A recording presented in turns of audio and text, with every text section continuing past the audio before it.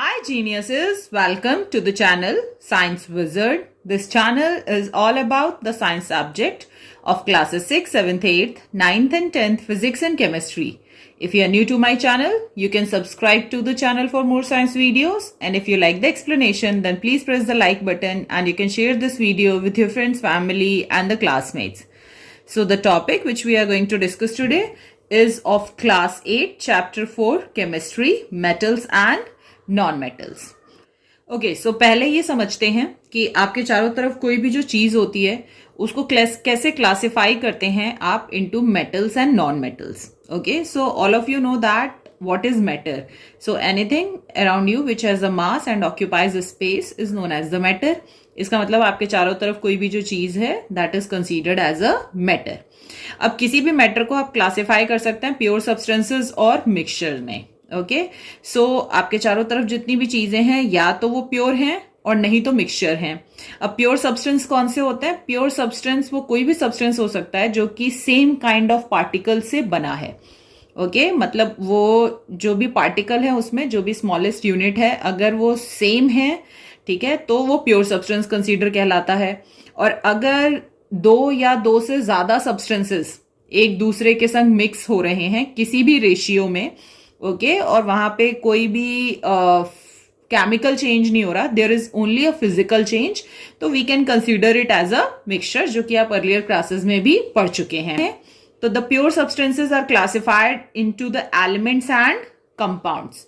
तो इसका मतलब आपके चारों तरफ जो भी चीजें हैं उसमें सिर्फ एलिमेंट्स और कंपाउंड्स ही हैं जो कि प्योर होते हैं. और जब यही एलिमेंट्स और कंपाउंड्स एक दूसरे के संग मिक्स किए जाते हैं, ठीक है, फिजिकली, और वहां पे कोई केमिकल रिएक्शन टेक्स प्लेस नहीं करता इन एनी रेशियो, तो आप उसको मिक्सचर कहते हैं. ठीक है, अब एलिमेंट्स क्या होते हैं ये भी आप पहले पढ़ चुके हो कि कोई भी प्योर सब्सटेंस जो कि सिर्फ एक ही तरह के एटम्स से बना होता है हम उसको एज अ एलिमेंट कंसीडर करते हैं.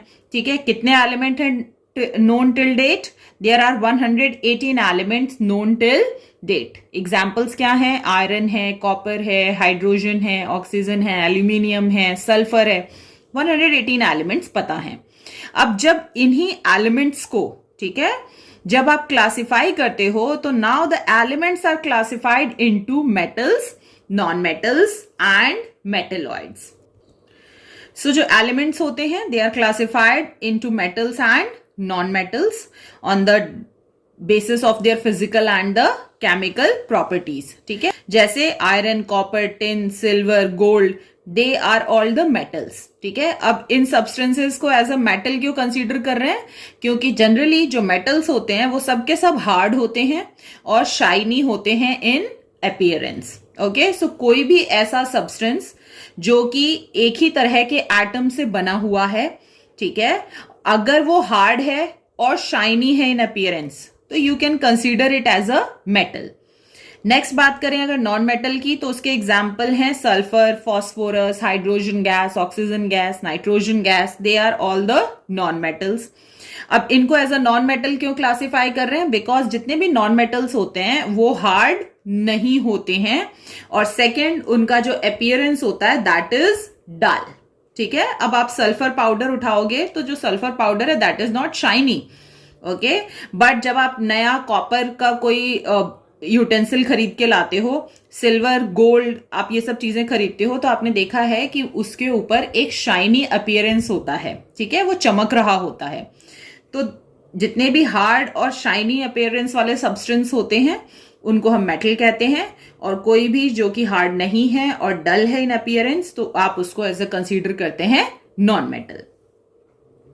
So there are certain elements such as silicon, arsenic, antimony and germanium which have some properties of metal and some properties of non-metal. So they are known as the metalloids.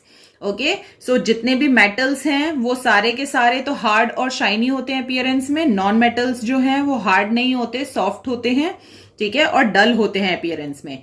But जो metalloids होते हैं like silicon, arsenic, antimony, germanium, they shows the property of both the metals and the non-metals. When any pure substance means the element okay, which shows the property of both the metal and non metal. तो ऐसे elements को classify करा जाता है into the metalloids. तो ये examples याद रखना बहुत जरूरी है, सिलिकॉन, आर्सेनिक, एंटीमनी और germanium. From the electronic view point मतलब कि जो इलेक्ट्रॉन्स का लॉस और गेन होता है। Metals are defined as the elements which form the positive ions by losing the electron। ठीक है, ठीक है। अब कोई भी जो एलिमेंट होता है वो गेन और लूज क्यों करता है इलेक्ट्रॉन को? In order to become stable. Okay, तो अब मैं आपको समझाती हूं कि कोई भी जो मेटल है वो इलेक्ट्रॉन लूज क्यों करता है। ठीक है, सो सबसे पहली चीज कि जो मेटल है दैट इज अ मैटर। ठीक है, और कोई भी मैटर जो होता है उसका जो स्मॉलेस्ट पार्टिकल है जिससे वो फॉर्म होता है, आप उसको क्या कहते हो? एटम। तो इसका मतलब कोई भी जो मेटल है they are also made up of the atoms. But यहाँ पे बस डिफरेंस इतना ही है कि अगर वो मेटल है तो वो प्योर सब्सटेंस होगा। ठीक है, तो उसमें जितने भी एटम्स होंगे वो सेम काइंड के होंगे। जैसे मैंने यहाँ पे सोडियम लिया है, सो Na इज सोडियम। ठीक है, अब ये एक मेटल है तो इसका मतलब कि जो सोडियम मेटल है उसमें जितने भी एटम्स होंगे they are all of sodium atom only. Okay, now हमेशा याद रखना क्योंकि जो आपका मेटल है that is made up of atom, तो वो जो एटम होता है बेसिकली वो लूज और गेन करता है इलेक्ट्रॉन को। ठीक है, तो I am just giving you the example how. Now पहला क्वेश्चन ये उठता है कि कोई भी एटम, ठीक है, लूज या गेन क्यों करता है इलेक्ट्रॉन्स को? सो कोई भी एटम लूज या गेन करता है इलेक्ट्रॉन्स को in order to become stable. ठीक है, स्टेबल होने के लिए। तो इसका मतलब पहले क्या जितने भी एटम्स हैं वो अनस्टेबल हैं? तो यस, दे आर अनस्टेबल। आपने स्ट्रक्चर ऑफ मैटर में पढ़ा था। ठीक है, अब यहां पे स्टेबल होने का मतलब क्या है कि उनको अचीव करना है इनर्ट गैस कॉन्फ़िगरेशन। ठीक है, या फिर आपने नोबल गैसेस के बारे में पढ़ा था ना कि जो नोबल गैसेस हैं like helium, neon, argon, krypton, xenon, ठीक है, दे आर स्टेबल। ठीक है, ये ना ही तो इलेक्ट्रॉन लूज करते हैं और ना ही इलेक्ट्रॉन गेन करते हैं और इसीलिए इनकी वैलेंसी क्या होती है? 0 होती है। आप ये ऑलरेडी 7th क्लास में पढ़ चुके हैं। ओके, सो इनके जितना स्टेबल होने के लिए कोई भी जो एटम होता है या तो वो लूज करता है इलेक्ट्रॉन या गेन करता है इलेक्ट्रॉन। ठीक है, तो इनका पहले कॉन्फ़िगरेशन देख लेते हैं कि इनके कॉन्फ़िगरेशन में कैसे इलेक्ट्रॉन्स अरेंज्ड है। ठीक, अब ये मैंने एक एटम का स्ट्रक्चर ड्रॉ किया है। अब एटम का स्ट्रक्चर कैसा होता है? एटम जो होता है उसमें ठीक सेंटर में न्यूक्लियस होता है। आप सबने ऑलरेडी पढ़ा हुआ है कि एटम में 3 सब एटॉमिक पार्टिकल्स होते हैं, इलेक्ट्रॉन, प्रोटॉन्स और न्यूट्रॉन्स। ठीक है, तो जो न्यूक्लियस होता है, न्यूक्लियस में प्रोटॉन होते हैं और साथ में न्यूट्रॉन्स होते हैं और उसके चारों तरफ ये जो आपको ऑर्बिट्स दिख रहे हैं, ठीक है, they are called the orbits. इन ऑर्बिट्स में जो इलेक्ट्रॉन्स हैं वो रिवॉल्व करते रहते हैं। ठीक है, तो किसी भी एटम को इलेक्ट्रॉन लूज करना है या गेन करना है तो वो कहां से लूज या गेन करेगा? जो सबसे आउटर मोस्ट ऑर्बिट है उसका। ठीक है, उसी में से इलेक्ट्रॉन गेन करता है या फिर लूज करता है। ठीक है, from the outer most shell only. अब यहां पे देखते हैं कि इनर्ट गैस जो है या फिर जो नोबल गैसेस हैं वो स्टेबल क्यों कहलाती हैं। तो सबसे पहले देखो हीलियम है। ठीक है, अब हीलियम का मैंने ये इलेक्ट्रॉनिक कॉन्फ़िगरेशन लिखा है। इलेक्ट्रॉनिक कॉन्फ़िगरेशन आपको हायर क्लासेस में समझाया जाएगा। मैंने यहाँ पे एक एग्जाम्पल लेके समझा रही हूँ आपको। ठीक है, तो यहाँ पे ये जो KLMN है ना, ये जो डिफरेंट आपको ऑर्बिट्स दिख रहे हैं, ठीक है, इनके नाम हैं। जैसे फर्स्ट वाला जो होता है जो न्यूक्लियस के बिल्कुल पास होता है उसको K बोलते हैं, उसके बाद L होता है, उसके बाद M होता है। ठीक है, ऐसे। तो यहां पे सबसे पहले जो इलेक्ट्रॉन है वो सबसे पहले ऑर्बिट में भरता है, फिर दूसरे में, तीसरे में और फिर ऐसे करके बाहर की तरफ जाते हैं। ओके, तो यहां पे अगर हम हीलियम की बात करें तो हीलियम का जो एटॉम नंबर ऑफ इलेक्ट्रॉन्स हैं 2 हैं। ठीक है, अब यहां पे 2 इलेक्ट्रॉन्स हैं तो वो दोनों इलेक्ट्रॉन जो हैं वो पहले शेल में ही आ जाते हैं और जो फर्स्ट शेल है उसकी मैक्सिमम कैपेसिटी 2 होती है। तो इसीलिए क्योंकि इसका फर्स्ट शेल कंप्लीट है तो ये ना ही लूज करेगा इलेक्ट्रॉन ना ही गेन करेगा इलेक्ट्रॉन और इसीलिए ये स्टेबल है। नियॉन जो है उसका एटॉमिक नंबर 10 है। तो उसमें जो इलेक्ट्रॉन्स का डिस्ट्रीब्यूशन है दैट इज 2 और 8, ठीक है। तो एल शेल में मैक्सिमम 8 इलेक्ट्रॉन्स ही आ सकते हैं, तो यहां पे उसके पास मैक्सिमम ऑलरेडी 8 इलेक्ट्रॉन्स हैं जितने होने चाहिए, तो ना ही इसको लूज करने की जरूरत है ना ही गेन करने की जरूरत है। और अगर आप बाकी में जाओगे तो बाकी सारे एलिमेंट्स में, आर्गन, क्रिप्टन और जेनन में, आप देखोगे कि इन सब के जो लास्ट ऑर्बिट होता है, ठीक है, जो जैसे ये वाला इसका लास्ट ऑर्बिट है, आगे जाओगे तो इसका एन हो जाएगा लास्ट ऑर्बिट। तो लास्ट ऑर्बिट में देयर मस्ट बी 8 इलेक्ट्रॉन्स, ठीक है। तो अगर किसी भी एटम के लास्ट ऑर्बिट में, ठीक है, 8 इलेक्ट्रॉन्स हैं, और अगर लास्ट ऑर्बिट जैसे हीलियम का ही होता है, और अगर लास्ट ऑर्बिट पहला ही ऑर्बिट है तो उसमें 2 ही इलेक्ट्रॉन्स आ सकते हैं, ठीक है। तो हीलियम के अलावा बाकी जितने भी हैं उन सब में अगर लास्ट ऑर्बिट में 8 इलेक्ट्रॉन्स हैं, ठीक है, तो हम उस एटम को स्टेबल एटम कंसीडर करते हैं, ठीक है। और लास्ट ऑर्बिट में अगर 8 इलेक्ट्रॉन्स होंगे, इसका मतलब कि उसके पहले के ऑर्बिट सारे भरे हुए हैं, तभी लास्ट ऑर्बिट में 8 इलेक्ट्रॉन आएगा। और अगर लास्ट ऑर्बिट पे 8 इलेक्ट्रॉन है तो एटम स्टेबल है, ठीक है।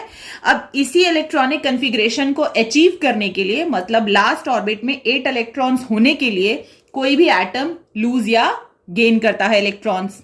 मैंने जो यहां पे एग्जांपल लिया है, ये मेटल है एक, सोडियम, ठीक है। अब इसमें 11 इलेक्ट्रॉन्स हैं, तो अगर मैं उसका डिस्ट्रीब्यूशन लिखूं तो देखो 2 8 1, ओके। अब यहां पर सोडियम को स्टेबल होना है, ठीक है, तो या तो ये लूज करेगा या गेन करेगा। क्यों? अभी ये स्टेबल नहीं है। तो अगर आप देखोगे तो इसका जो लास्ट ऑर्बिट है उसमें कितने इलेक्ट्रॉन्स हैं? 1। होने कितने चाहिए? 8, ठीक है, लाइक द इनर्ट गैसेस। तो यहां पे सोडियम के पास 2 ऑप्शन है। पहला ऑप्शन है कि ये वाले इलेक्ट्रॉन को, जो 1 इलेक्ट्रॉन है, ठीक है, या तो इसको लूज कर दे, और नहीं, यहां पर अगर ये चाहता है कि लास्ट ऑर्बिट यही ऑर्बिट रहे, क्योंकि देखो अगर इसने 1 इलेक्ट्रॉन लूज कर दिया, if it is lost 1 electron, तो now the last orbit becomes the L, ठीक है। अब लास्ट ऑर्बिट अगर एल हो गया तो एल में देखो 8 इलेक्ट्रॉन्स है ना, तो सोडियम अपने आप ही स्टेबल हो जाएगा, ठीक है। तो एक तो ये ऑप्शन है कि 1 इलेक्ट्रॉन लूज करे, या फिर इसके पास दूसरा ऑप्शन है कि 7 गेन करे, तो 7 + 1 8 हो जाएगा, या फिर वो 7 इलेक्ट्रॉन्स गेन करे, ठीक है, 1 इलेक्ट्रॉन और 7 इलेक्ट्रॉन। तो आपको क्या लगता है, किसी भी एटम के लिए 1 इलेक्ट्रॉन को लूज करना ज्यादा इजी है या 7 इलेक्ट्रॉन्स को गेन करना ज्यादा इजी है? ऑब्वियसली इसके लिए 1 इलेक्ट्रॉन को लूज करना ज्यादा इजी है। तो यहां पे जो सोडियम है वो इलेक्ट्रॉन को क्या कर देता है? लूज कर देता है in order to become stable. कि जो मेटल्स हैं वो एलिमेंट्स हैं जो कि पॉजिटिव आयन बनाते हैं बाय लूजिंग द इलेक्ट्रॉन। तो अब इलेक्ट्रॉन लूज होता है तो पॉजिटिव आयन कैसे बन रहा है? Let me give you example. So again मैंने सोडियम का एग्जांपल लिया है, ठीक है। अभी मैंने सोडियम का दिखाया था आपको, उसका एटॉमिक नंबर 11 होता है। तो जो एटॉमिक नंबर होता है किसी भी एलिमेंट का, ठीक है, उसके नंबर ऑफ प्रोटॉन्स भी उतने ही होते हैं, नंबर ऑफ इलेक्ट्रॉन्स भी उतने ही होते हैं, सेम होते हैं, ठीक है। तो अगर एटॉमिक नंबर 11 है तो नंबर ऑफ प्रोटॉन्स जो होते हैं they are having the positive charge on it, और जो इलेक्ट्रॉन्स होते हैं उनके ऊपर नेगेटिव चार्ज होता है। अब टोटल चार्ज जो है किसी भी एटम पे वो कितना होगा? तो number of protons minus number of electrons करना है। तो नंबर ऑफ प्रोटॉन्स कितने हैं? 11, और नंबर ऑफ इलेक्ट्रॉन्स कितने हैं? 11। तो मैंने -11 लिखा, तो 11 - 11 इज 0। और जो एटम होता है वो इसीलिए इलेक्ट्रिकली न्यूट्रल होता है, ठीक है। तो कोई भी एटम जो होता है पहले वो न्यूट्रल ही होता है, इससे पहले कि वो इलेक्ट्रॉन को लूज करे या गेन करे, ठीक है। अब स्टेबल होने के लिए जो सोडियम है उसने 1 इलेक्ट्रॉन लूज कर दिया, तो अब नंबर ऑफ प्रोटॉन्स तो अभी भी 11 ही है जो पॉजिटिव चार्ज है, बट जो नंबर ऑफ इलेक्ट्रॉन्स हैं अब कितने हो गए? 10, क्योंकि उसने 1 इलेक्ट्रॉन लूज कर दिया है। तो अब देखो अगर टोटल चार्ज निकालोगे, number of proton minus number of electron, तो 11 - 10 इज +1। तो कौन सा चार्ज आया यहां पे? Positive charge, okay. So that's why we can say that कि जितने भी मेटल्स हैं, ठीक है, वो फॉर्म करते हैं पॉजिटिव आयन, ठीक है, आयन का मतलब या तो उन पे पॉजिटिव चार्ज होगा या निगेटिव चार्ज होगा बाय लूजिंग द इलेक्ट्रॉन। तो कोई भी मेटल अगर इलेक्ट्रॉन लूज कर रहा है तो वहां पे हमेशा पॉजिटिव आयन फॉर्म होता है, ठीक है। अब दे कंटेन 1, 2 और 3 valence electrons. So let me show you. देखो अब यहां पे फॉर एग्जाम्पल उसने दिया हुआ है सोडियम जो होता है वो लूज करता है 1 इलेक्ट्रॉन, जैसा मैंने भी आपको दिखाया। कैल्शियम जो होता है वो लूज करता है 2 इलेक्ट्रॉन्स, और एल्यूमिनियम जो होता है वो लूज करता है 3 electrons in order to form the respective positive charged ions. So let me show you how. अब देखो मैंने यहाँ पे ना सोडियम, कैल्शियम और एल्यूमिनियम तीनों का इलेक्ट्रॉनिक डिस्ट्रीब्यूशन लिखा है। तो सोडियम में 281, मतलब लास्ट ऑर्बिट में कितने इलेक्ट्रॉन्स हैं? 1। कैल्शियम में देखोगे तो 2882, लास्ट ऑर्बिट में कितने इलेक्ट्रॉन्स हैं? 2। आपको सिर्फ लास्ट ऑर्बिट पे फोकस रखना है। और एल्यूमिनियम जो है उसका लास्ट ऑर्बिट है 283, मतलब लास्ट ऑर्बिट इज दिस, तो इसमें 3 इलेक्ट्रॉन्स हैं। तो मैंने क्या बताया था, इनको क्या होना है? स्टेबल होना है। स्टेबल होने के लिए इन सब के लास्ट ऑर्बिट में कितने इलेक्ट्रॉन्स होने चाहिए? 8 इलेक्ट्रॉन्स होने चाहिए। तो उसके लिए या तो ये लूज करेंगे या गेन करेंगे। तो सोडियम का मैं ऑलरेडी आपको एक्सप्लेन कर चुकी हूं, क्योंकि इसके पास एक ही इलेक्ट्रॉन है लास्ट ऑर्बिट में, तो इसके लिए ईजी है एक इलेक्ट्रॉन को लूज कर देना। तो उसका लास्ट ऑर्बिट अब L हो गया, जिसमें 8 इलेक्ट्रॉन्स है। Now sodium become stable. तो क्योंकि यहां पे उसने एक ही इलेक्ट्रॉन लूज किया है, ठीक है, तो यहां पे जो सोडियम है that converts into Na+ charge, ठीक है। तो ये जो Na+ है इसी को हम कहते हैं आयन। ओके, अब यहां पे कैल्शियम की बात करते हैं। अब इसके लास्ट ऑर्बिट में 2 इलेक्ट्रॉन्स हैं। इसके पास भी क्या है? 2 ऑप्शंस हैं, या तो ये 2 लूज करे और नहीं तो 6 गेन करे। Which one is more easy? To lose 2 electrons. तो जैसे ही ये 2 इलेक्ट्रॉन लूज कर देगा, now the last orbit becomes M, और यहां पे आप देखो ऑलरेडी 8 इलेक्ट्रॉन्स है ना, तो ये स्टेबल हो जाएगा। तो यहां पे कैल्शियम भी 2 इलेक्ट्रॉन्स लूज करता है, ये 2 इलेक्ट्रॉन्स लूज कर देता है, ठीक है। सो जैसे ये 2 इलेक्ट्रॉन लूज करेगा तो इसके ऊपर जो चार्ज आएगा दैट इज 2+, ठीक है। सिमिलरली एल्यूमिनियम जो है इसके पास लास्ट ऑर्बिट में 3 इलेक्ट्रॉन्स हैं। तो इसके पास क्या ऑप्शन है? या तो 3 इलेक्ट्रॉन लूज करे या फिर 5 गेन करे। क्या ज्यादा इजी है? 3 इलेक्ट्रॉन लूज करना। तो ये 3 इलेक्ट्रॉन लूज कर देता है, ठीक है। तो अब लास्ट ऑर्बिट देखो इसका L हो गया ना, जिसमें 8 इलेक्ट्रॉन्स हैं, तो ये स्टेबल हो जाएगा। तो ये भी 3 इलेक्ट्रॉन लूज करता है और इसके ऊपर जो चार्ज आता है वो आता है 3+। तो अगर आप देखोगे तो जो डिफरेंट मेटल्स हैं वो different number of electron loose करते हैं, ठीक है, जिसके चलते कि उनके ऊपर डिफरेंट चार्ज डेवलप हो रहे हैं। किसी पे 2+ होता है, किसी पे 3+ होता है, सिर्फ किसी पे प्लस होता है। बट तीनों में कॉमन चीज क्या है कि जितने भी मेटल्स हैं वो सब के सब आपने देखा क्या कर रहे हैं? इलेक्ट्रॉन को हमेशा लूज ही करते हैं। तो all the metals always lose the electron and form the positive ion, ठीक है। अब वो पॉजिटिव आयंस जो फॉर्म हो रहे हैं दे कैन बी +3, +2 और प्लस, डिपेंडिंग अपॉन वो कितने इलेक्ट्रॉन्स लूज करते हैं। नेक्स्ट अगर बात करें नॉन मेटल्स की, तो नॉन मेटल्स वो एलिमेंट्स होते हैं जो कि निगेटिव आयन बनाते हैं, exactly opposite of the metals, bye gaining the electrons, ठीक है। मतलब कि उनके जो वैलेंस इलेक्ट्रॉन्स होते हैं, ठीक है, वैलेंस इलेक्ट्रॉन्स क्या होते हैं? Valence electrons, okay. सो ये दोनों जो डेफिनेशंस हैं ये बहुत इंपॉर्टेंट हैं, आप इसको कहीं लिख लीजिएगा अपनी बुक में, सो दैट आप जब भी पढ़ें तो आपको याद रहे। वैलेंस इलेक्ट्रॉन्स क्या होते हैं? Number of electrons which are present in the last orbit of an atom, ठीक है। अब मैं आपको एग्जांपल देके समझाती हूं। सोडियम है, ये उसका इलेक्ट्रॉनिक डिस्ट्रीब्यूशन है। लास्ट ऑर्बिट कौन सा है? M, जिसमें 1 इलेक्ट्रॉन है। तो अगर कोई पूछता है सोडियम का वैलेंस इलेक्ट्रॉन कितना है, वैलेंस इलेक्ट्रॉन ऑफ सोडियम, तो लास्ट ऑर्बिट में कितने इलेक्ट्रॉन्स हैं? 1, तो वैलेंस इलेक्ट्रॉन हो गया 1, ठीक है। वैसे ही कैल्शियम है, लास्ट ऑर्बिट कौन सा है? N, कितने इलेक्ट्रॉन्स हैं? 2, तो वैलेंस इलेक्ट्रॉन ऑफ कैल्शियम कितने हो गए? 2, ठीक है। एल्यूमिनियम का लास्ट ऑर्बिट कौन सा है? M, कितने इलेक्ट्रॉन्स हैं? 3, तो वैलेंस इलेक्ट्रॉन कितने हो गए? 3।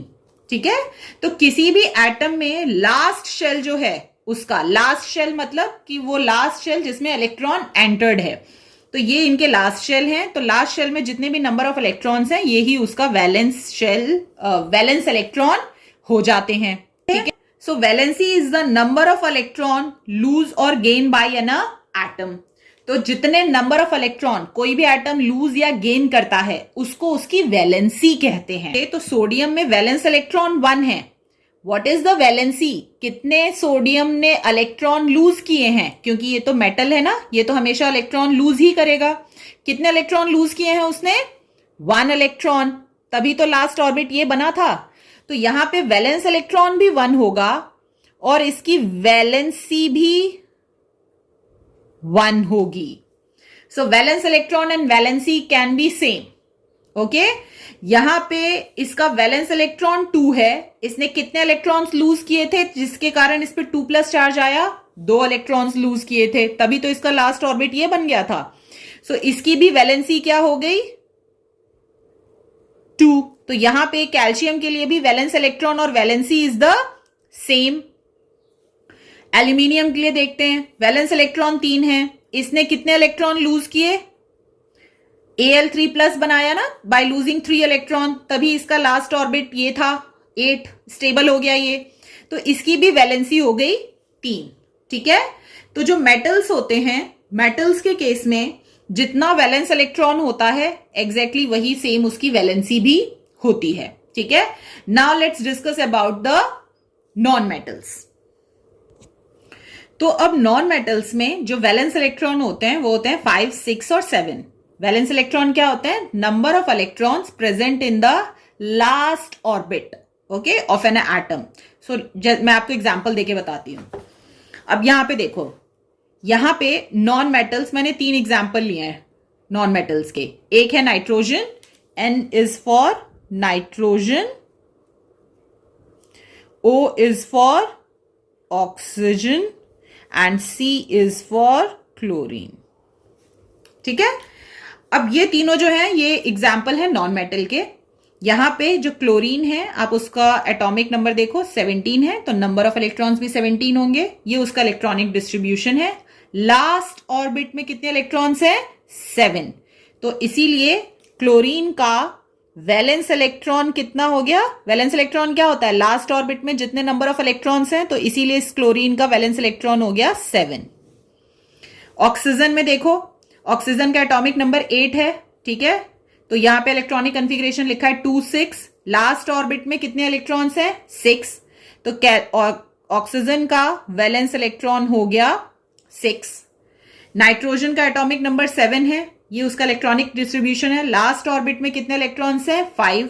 तो इसीलिए इसका वैलेंस इलेक्ट्रॉन हो गया 5। ठीक है, तो आप कोई भी नॉन मेटल ले लो, हर नॉन मेटल में जो आउटर मोस्ट शेल में इलेक्ट्रॉन्स होंगे वो 5, 6 या 7 ही होंगे हमेशा, अगर वो नॉन मेटल है तो। ठीक है, 5, 6 और 7 मैंने तीनों के एग्जाम्पल लेके आपको बता दिए। अब देखो, अब नॉन मेटल जो होता है वो कौन सा आयन बनाता है? Negative ion. कैसे बनाता है? By gain of electron. ठीक है, अब ये गेन क्यों करेगा इलेक्ट्रॉन? अभी मैंने बताया था कोई भी एटम लूज या गेन क्यों करता है electron? In order to become stable. Stable का मतलब क्या है? लास्ट शेल में कितने इलेक्ट्रॉन्स होने चाहिए? लास्ट ऑर्बिट में कितने इलेक्ट्रॉन्स होने चाहिए? 8 इलेक्ट्रॉन्स। तो क्लोरीन को देखो, अब आप क्लोरीन के लास्ट ऑर्बिट में कितने हैं? 7। इसका मतलब अभी ये स्टेबल नहीं है। इसको स्टेबल होना है तो 2 ऑप्शंस हैं, या तो ये 7 के 7 इलेक्ट्रॉन्स लूज कर दे तो लास्ट ऑर्बिट L हो गया, इसमें ऑलरेडी 8 इलेक्ट्रॉन है तो ये स्टेबल हो जाएगा, या फिर ये 1 इलेक्ट्रॉन गेन कर ले कहीं से। ठीक है, सो अब 7 + 1 8 हो जाएगा। क्या ज्यादा इजी है, 7 इलेक्ट्रॉन्स को लूज करना या 1 इलेक्ट्रॉन गेन कर लेना? तो ऑब्वियसली 1 इलेक्ट्रॉन को गेन कर लेना। ठीक है, सो यहां पर जो क्लोरीन है, सो देखो यहां पे जो क्लोरीन है वो 1 इलेक्ट्रॉन गेन करेगा in order to become the stable. Okay, अब क्लोरीन का एटॉमिक नंबर 17 है, तो number of protons 17, number of electrons 17। ठीक है, तो यहां पे 17 - 17 करोगे 0, मतलब ये न्यूट्रल है। ठीक है। बट अब क्लोरीन को स्टेबल होने के लिए एक इलेक्ट्रॉन गेन करना है, तो उसने एक इलेक्ट्रॉन गेन करा, तो प्रोटॉन तो अभी भी 17 ही रहेंगे, बट एक इलेक्ट्रॉन गेन करने के बाद 17 + 1 18 इलेक्ट्रॉन्स हो गए उसके पास। तो अब तुम टोटल चार्ज निकालोगे तो फॉर्मूला वही रहेगा, number of proton minus number of electrons. तो 17 - 18 करोगे तो क्या आएगा, -1। तो यहां पे कौन सा चार्ज आया, नेगेटिव चार्ज। तो इसीलिए कोई भी नॉन मेटल जब इलेक्ट्रॉन गेन करता है तो उसके ऊपर कौन सा चार्ज आता है, नेगेटिव चार्ज। तो यहां पे उसने कौन सा आयन बनाया, नेगेटिव आयन। ठीक है। सो यहां पे जो क्लोरीन है वो एक इलेक्ट्रॉन गेन करेगा, तो यहां पे क्या बनाएगा, Cl- ion. This is the ion. ठीक है। पर क्योंकि इस पे नेगेटिव चार्ज है तो इसीलिए इसको नेगेटिव आयन कहते हैं। ठीक है। अब can you tell me the valency of the chlorine. Valency क्या होती है, गेस करो। The number of electron loss और गेन बाय एन एटम। तो इसने इलेक्ट्रॉन गेन करा है कि लूज किया है, इसने इलेक्ट्रॉन गेन किया है। कितने इलेक्ट्रॉन गेन किए हैं, 1। तो वैलेंसी हो गई 1। तो नॉन मेटल्स के केस में वैलेंस इलेक्ट्रॉन और वैलेंसी अलग अलग होती है, याद रखना। ठीक है। ऑक्सीजन के केस में देखो वैलेंस इलेक्ट्रॉन कितने हैं, 6। ठीक है। यहां पर जो आउटर मोस्ट ऑर्बिट है उसमें 6 इलेक्ट्रॉन्स हैं, होने कितने चाहिए, 8। अगेन 2 ऑप्शन बचते हैं। अगर ये 6 इलेक्ट्रॉन लूज कर देता है तो आउटर मोस्ट ऑर्बिट पहला बच गया, और फर्स्ट ऑर्बिट में तो सिर्फ 2 ही इलेक्ट्रॉन आ सकते हैं, तो ये स्टेबल हो जाएगा। या फिर ये 2 इलेक्ट्रॉन गेन कर ले in order to become stable, तो 6 + 2 8 हो जाएंगे, लास्ट ऑर्बिट में 8 इलेक्ट्रॉन्स हो गए स्टेबल। ठीक है। तो ऑक्सीजन के पास के लिए ज्यादा इजी क्या है, 2 इलेक्ट्रॉन गेन कर लेना इंस्टेड ऑफ लूजिंग 6 इलेक्ट्रॉन्स। तो जब ये 2 इलेक्ट्रॉन गेन कर लेगा तो यहां पे जो आयन फॉर्म होगा that is O2- ion. Okay. और इसकी वैलेंसी क्या हो गई, कितने इलेक्ट्रॉन इसने गेन किए, 2। So valency of oxygen is 2। Nitrogen के केस में 5 है, आउटर मोस्ट ऑर्बिट में 8 चाहिए, तो इसको 3 इलेक्ट्रॉन गेन करने पड़ेंगे क्योंकि 5 इलेक्ट्रॉन लूज करना मुश्किल है। तो यहां पे ये जो आयन फॉर्म करेगा that is N3- ion. Okay. और जो वैलेंसी होगी उसकी क्या होगी, वैलेंसी विल बी 3, क्योंकि इसने 3 इलेक्ट्रॉन गेन किए हैं यहां पे 8 पूरे करने के लिए। सो इस ढंग से जितने भी नॉन मेटल्स होते हैं उनके वैलेंस इलेक्ट्रॉन जो होंगे वो हमेशा 5, 6 और 7 होंगे, और वैलेंसी जो होगी वो 1, 2 और 3 होती है। ठीक है। बिकॉज दे गेन 1, 2 और 3 electrons in order to become stable. तो इसीलिए नॉन मेटल्स हमेशा इलेक्ट्रॉन गेन करते हैं और नेगेटिव आयन फॉर्म करते हैं। बट अगर हम मेटल्स की बात करें तो जो मेटल्स हैं उनके जो वैलेंस इलेक्ट्रॉन होते हैं वो होते हैं 1, 2 और 3। ठीक है।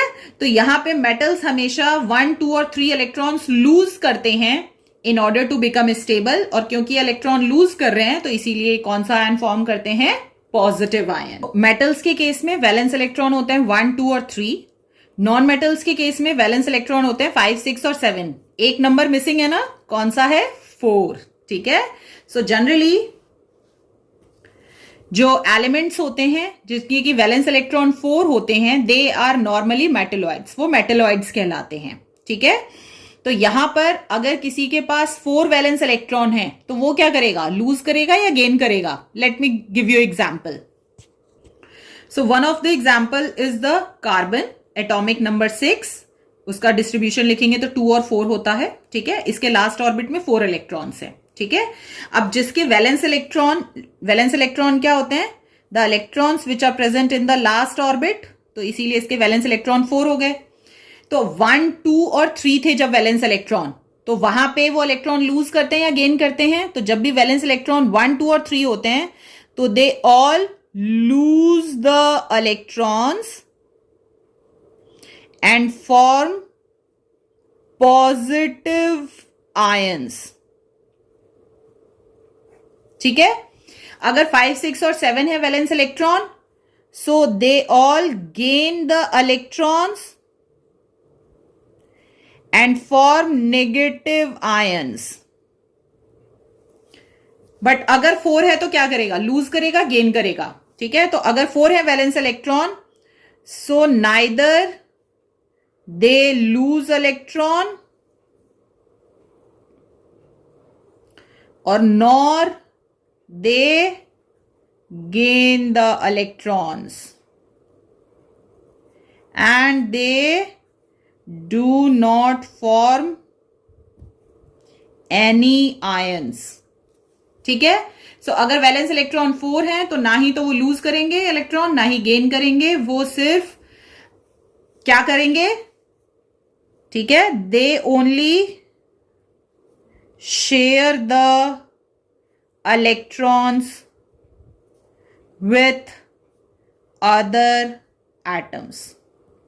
ठीक है, वो सिर्फ इलेक्ट्रॉन को शेयर करते हैं. शेयर करने का मतलब क्या हुआ कि वो जो इलेक्ट्रॉन शेयर कर रहे हैं वो इनके साथ भी काउंट होगा, और जिस एटम के संग काउंट शेयर कर रहे हैं उस एटम के साथ भी जितने इलेक्ट्रॉन्स वो शेयर कर रहे हैं वो दोनों में ही काउंट होंगे. ठीक है. सो इसीलिए जिनके वैलेंस इलेक्ट्रॉन 4 होते हैं वो जनरली मेटलॉइड्स होते हैं, और ना ही वो लूज करते हैं इलेक्ट्रॉन, ना ही वो गेन करते हैं इलेक्ट्रॉन. ठीक है. बट जो यहां पे मैंने आपको कार्बन का एग्जाम्पल दिया है, this is the non metal. Normally metalloids होते हैं. ठीक है. अभी मैंने बताया ये जो नोबल गैसेस होते हैं, ये जितने भी मेटल्स हैं, नॉन मेटल्स हैं, ये सारे के सारे लूज, गेन या फिर जो इलेक्ट्रॉन्स को शेयर कर रहे हैं, ठीक है, metalloids which are having the 4 valence electron in their outer most shell. ये सब रामायण कथा हो क्यों रही है? ये सब रामायण कथा इसीलिए हो रही है ताकि सबको नोबल गैस का इलेक्ट्रॉनिक कॉन्फ़िगरेशन चाहिए, मतलब सबको उसके आउटर मोस्ट शेल में 8 इलेक्ट्रॉन्स चाहिए. तो नोबल गैसेस के पास क्योंकि 8 वैलेंस इलेक्ट्रॉन्स होते हैं ऑलरेडी, तो ना ही तो इसको लूज करना है इलेक्ट्रॉन, ना ही गेन करना है, तो इसीलिए कोई भी ये आयन फॉर्म नहीं करता है. और इसीलिए जो नोबल गैसेस होते हैं ना ही तो उनको क्लासिफाई करते हैं as a metal, non metal या फिर मेटलॉइड्स.